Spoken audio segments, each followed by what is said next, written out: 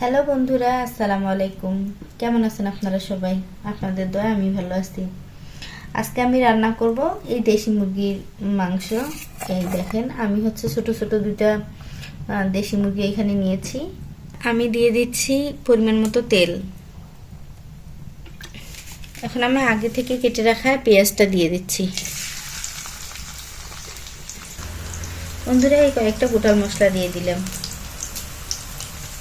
আর কয়েকটা তেজপাতা আগে থেকে ধুয়ে রাখছিলাম। পেঁয়াজটা বাদামি কালার হওয়া পর্যন্ত এভাবে অনবরত নাড়তেই লাগবে।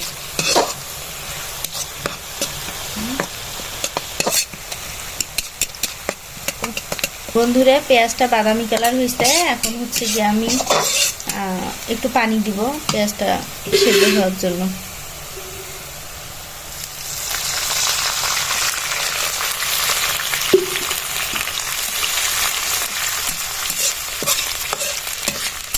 এখন আমি দিয়ে দিচ্ছি আগে থেকে বেটে রাখা আদা আর আগে থেকে বেটে রাখা এই রসুনটা। আর এখানে আমি নিয়েছি লবণ, শুকনা মরিচের গুঁড়া, হলুদ আর একটু জিরার গুঁড়ো। এবার মশলাটা সুন্দর করে কষিয়ে নিতে হবে যতক্ষণ না পর্যন্ত তেলটা উপরে আসে।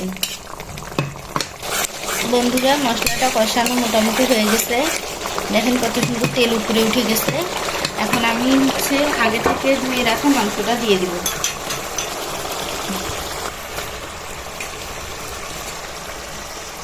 এখানে আমি ছোট ছোট দুইটা দেশি মুরগি নিয়েছি।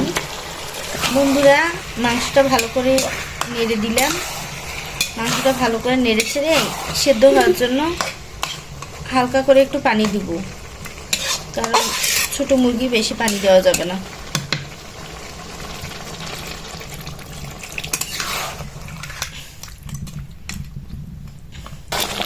বন্ধুরা, আমার ভিডিওটি ভালো লাগলে লাইক, কমেন্ট, শেয়ার ও সাবস্ক্রাইব করতে ভুলবেন না। দেখেন বন্ধুরা, পানিটা কমে যাচ্ছে। এখন দেখতেই থাকবো মাংসটা এভাবে।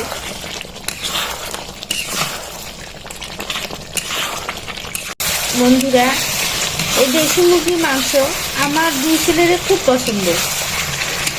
কি নিয়ে মারামারি করে জানেন? যেদিন রান্না করবো দুজনের মারামারি শুরু হয়ে যাবে।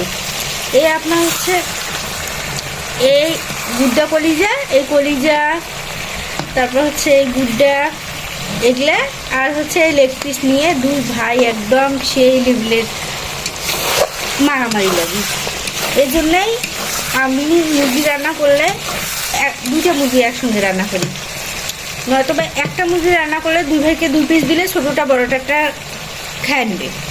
এরকম হয়, তখন বড়োটা খাইতে পায় না। যদি একটা মুরগি রান্না করছি তাহলে ছোটোটা কি করবে, বড়োটার ওটা সহ নিয়ে নেবে। এই জন্য একসঙ্গে দুটো মুরগি রান্না করি, তাহলে ছোটোটা দুটা নিয়ে নেয় আর বড়োটা তখন খাইতে পারে। আমার বাসায় এমন যে বড়োটাকে ছোটোটা ইচ্ছা মতো খিলায়, কিন্তু বড়টা কিছুই করতে পারে না। আপনাদের সংসারে কি এমন হয়? বন্ধুরা, মাংসটা কষানো হয়ে গেছে। দেখেন কত সুন্দর তেল ছাড়ছে। এখন পরিমাণ মতো পানি দিয়ে দিব।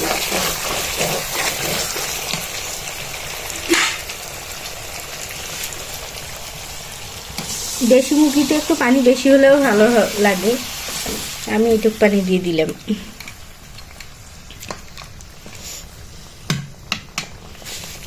বন্ধুরা, এখন একটু জিরে গুঁড়ো দেব, দিয়ে আর একটু ভালো করে নেড়ে চেড়ে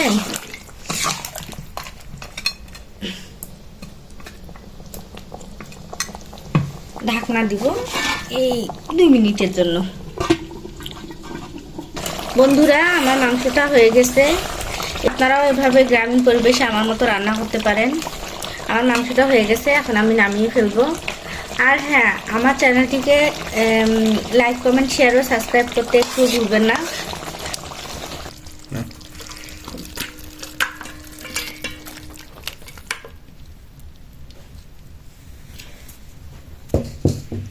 আমার রান্না শেষ। ঠিক আছে বন্ধুরা, সবাই ভালো থাকবেন, সুস্থ থাকবেন। আল্লাহ হাফেজ।